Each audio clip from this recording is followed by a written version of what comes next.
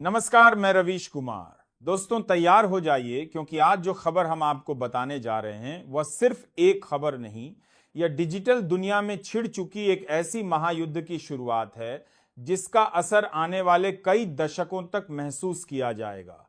ये वही खबर है जो देश टूमे से एक सारे बंदरी है। ये दुनिया में तगीम पर है शुरुआत है।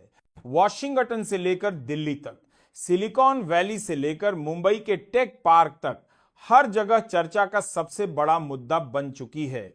और यकीन मानिए, इस बार मामला सिर्फ राजनीति का नहीं, सिर्फ टेक्नोलॉजी का नहीं, बल्कि पूरी की पूरी डिजिटल संप्रभुता यानी डिजिटल स्वतंत्रता का है।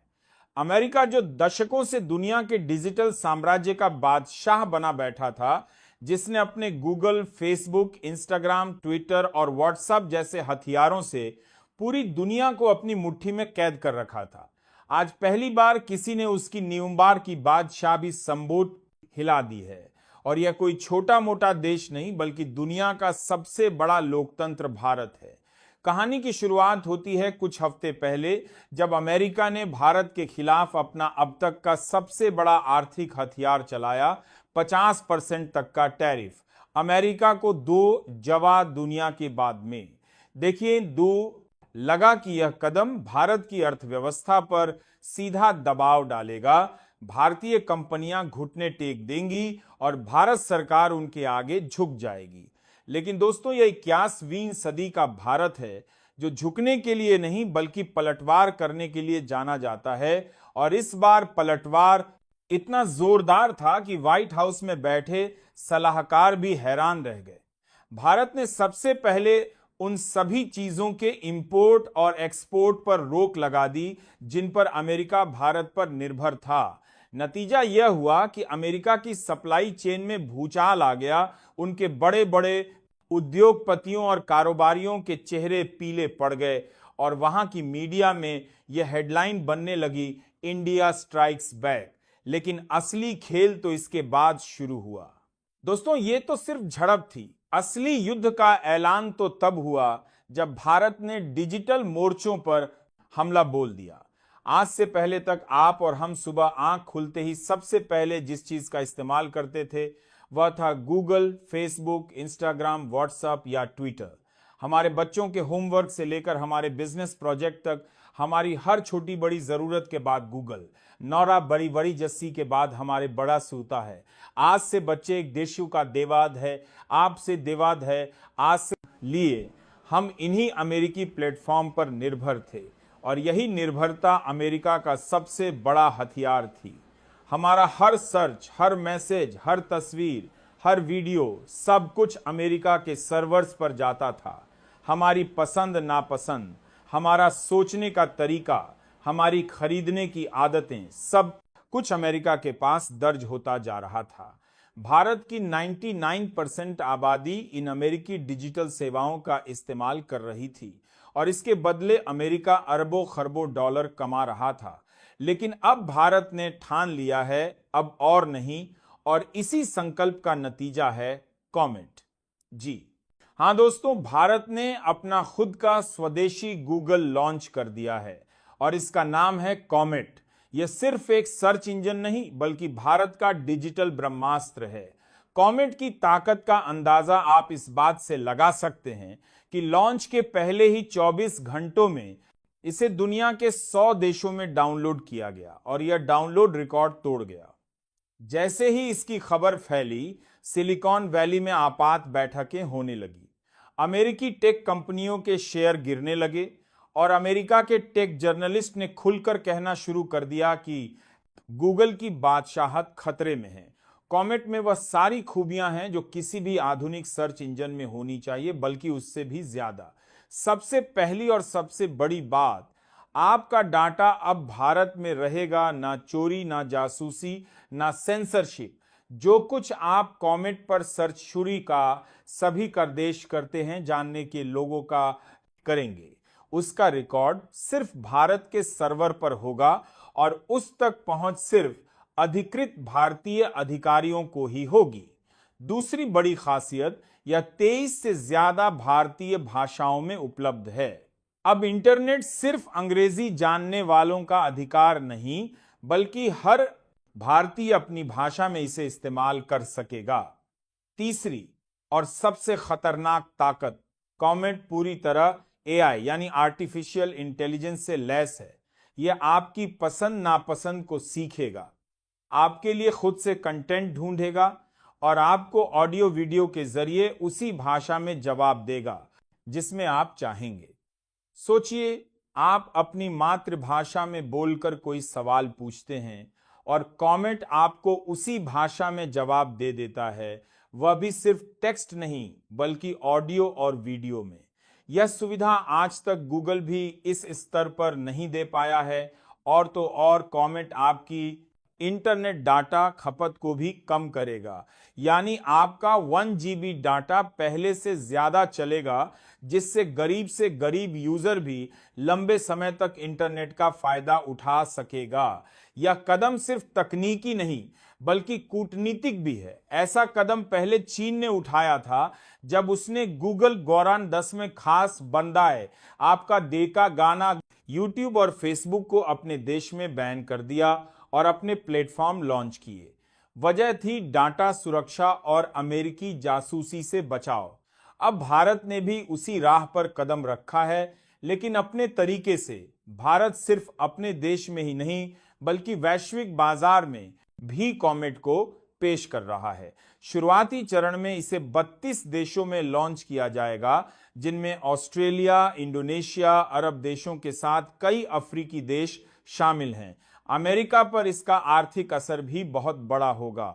गूगल, इंस्टाग्राम, व्हाट्सएप और ट्विटर के देश की गई है, जहां आर्थिक 32 के दौरान गूगल की इसके आर्थिक में सबसे ज्यादा यूजर भारत में हैं। अगर भारत एक दिन के लिए भी इन सेवाओं को बंद कर दे तो अमेरिका को अरबों डॉलर का नुकसान होगा, और अगर कॉमेट ने इनकी जगह ले ली तो यह नुकसान रोज का हो जाएगा। लेकिन दोस्तों, कॉमेट सिर्फ शुरुआत है। भारत जल्द ही ट्विटर, इंस्टाग्राम और व्हाट्सएप जैसे ऐप्स के भी भारतीय वर्जन लॉन्च करने की तैयारी में है। यानी आने वाले वक्त में हमारा हर मैसेज, हर फोटो, हर वीडियो भारत के सर्वर पर रहेगा और भारत के कंट्रोल में रहेगा। और यही वजह है कि अमेरिका की नींद उड़ चुकी है। खबर के है कि अमेरिकी राष्ट्रपति डोनाल्ड ट्रंप ने पीएम नरेंद्र मोदी को अमेरिका आने का न्योता दिया है, ताकि इस पूरे विवाद को बातचीत से सुलझाया जा सके। लेकिन असली सवाल यह है, जब भारत इस समय डिजिटल मोर्चे पर जीत की स्थिति में है, तो क्या उसे नेगोशिएशन में जाना चाहिए या फिर इस मौके का फायदा उठाकर अपनी डिजिटल आजादी को पूरी तरह स्थापित करना चाहिए? तो दोस्तों, इस पूरी कहानी का निष्कर्ष किसी साधारण घटना का अंत नहीं बल्कि एक ऐतिहासिक मोड़ का आगाज है। यह केवल एक सर्च इंजन के जन्म की बात नहीं बल्कि उस डिजिटल क्रांति की घोषणा है जो आने वाले दशकों तक भारत की पहचान को बदलने वाली है। कॉमेट का लॉन्च सिर्फ तकनीकी विकास का प्रतीक नहीं बल्कि यह हमारे राष्ट्रीय आत्मसम्मान, आर्थिक स्वतंत्रता और डिजिटल संप्रभुता का झंडा है, जो अब पूरी दुनिया में लहराने के लिए तैयार है। पिछले 70 सालों से अमेरिका ने डिस्टेंस से अपने डिजिटल औजारों और कंपनियों के जरिए पूरी दुनिया के डाटा पर राज किया है। हमारे विचार, हमारी आदतें, हमारा कारोबार और यहां तक कि हमारे बच्चों की पढ़ाई तक सब उनके सर्वरों में कैद होकर उनके फायदे के लिए इस्तेमाल होते रहे। लेकिन आज भारत ने यह स्पष्ट संदेश दे दिया है कि अब वह दूसरों की डिजिटल गुलामी नहीं करेगा। कॉमेट का आना इस गुलामी की जंजीरों को तोड़ने की शुरुआत है।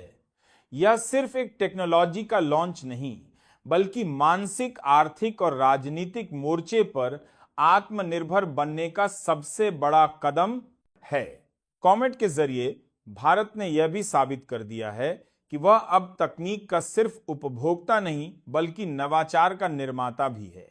यह वही भारत है जिसने कभी आईटी और सॉफ्टवेयर सेवाओं से दुनिया को चौंकाया था और अब एआई और डाटा सुरक्षा के क्षेत्र में भी दुनिया को पीछे छोड़ने की तैयारी में है। यह कदम केवल हमारे देश के 140 करोड़ नागरिकों के डाटा को सुरक्षित रखने का वादा नहीं, बल्कि विश्व के सामने एक आदर्श स्थापित करने का प्रयास है कि तकनीकी प्रगति के साथ साथ निजता और संप्रभुता भी सुरक्षित रह सकती है। आर्थिक दृष्टि से देखें तो यह फैसला अमेरिका जैसी महाशक्ति के लिए भी एक सीधी चुनौती है। भारत का बाजार दुनिया के सबसे बड़े इंटरनेट यूजर बेस के रूप में पहचाना जाता है।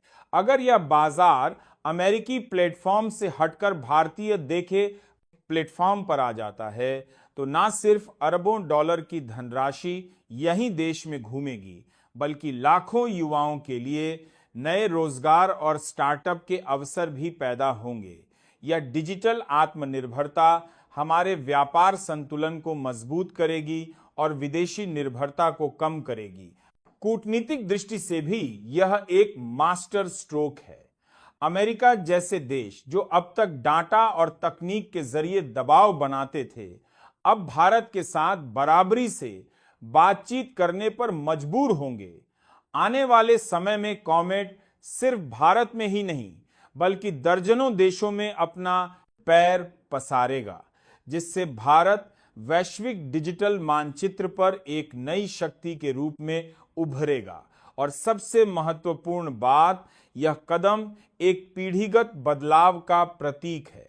आने वाली पीढ़ियां जब इतिहास पढ़ेंगी तो उन्हें यह साल याद रहेगा कि यही वह समय था जब भारत ने डिजिटल दुनिया में अपना ताज पहन लिया।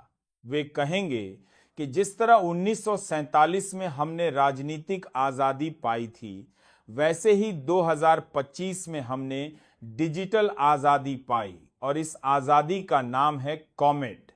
यह सिर्फ एक ऐप नहीं, यह भारत की डिजिटल स्वतंत्रता का बिगुल है। यह भारत की डिजिटल स्वतंत्र आत्मनिर्भर भारत का डिजिटल स्वरूप है। यह उस युग की शुरुआत है जब भारत सिर्फ दुनिया की तकनीक का हिस्सा नहीं रहेगा बल्कि उसका नेतृत्व करेगा।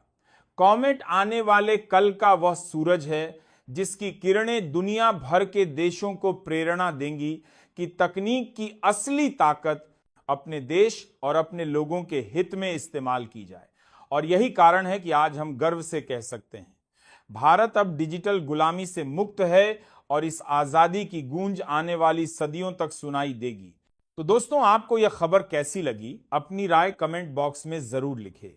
साथ ही वीडियो को लाइक और चैनल को सब्सक्राइब करें।